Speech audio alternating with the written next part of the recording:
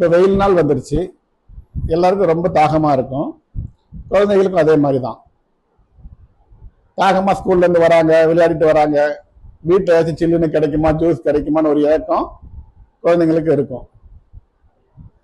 அதே நேரத்தில் நம்ம வீட்டில் பயன்படுத்துகிற ஒரு சில பொருளை, இப்போ தின்னர், கெரசின், சாக்கடை கிளீன் பண்ணுற சம் சொல்யூஷன், இந்த மாதிரி பொருளை டிரான்ஸ்பரண்ட் வாட்டர் பாட்டில் மாதிரி இருக்க பாட்டிலில் ஊற்றி வச்சோன்னா அது பார்க்கறதுக்கு ஒரு ஆரஞ்சு ஜூஸ் மாதிரியோ, இல்லை ஒரு கூல்ட்ரிங்க்ஸ் மாதிரியோ, இல்லை ப்ளூ கலரில் ப்ளூபெரி ஜூஸ் மாதிரியோ இருக்கும்.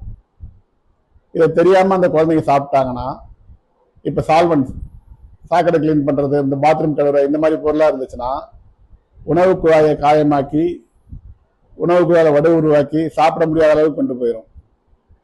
அதே போல் இந்த தின்னர், கெரசின் மாதிரி பாய்சன்லாம் உணவு குழாயை பாதிக்கிறதோடு இல்லாமல் நுரையீரலையும் பாதிச்சு நிமோனியா மாதிரி நோய் வரதுக்கான